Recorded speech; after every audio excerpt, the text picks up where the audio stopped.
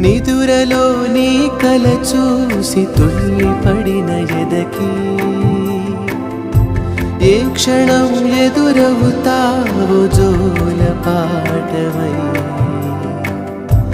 ఆకలని అడగక ముందే నోటి ముద్దు నువ్వై ఏ కథలు వినిపిస్తావో జాబిలమ్మ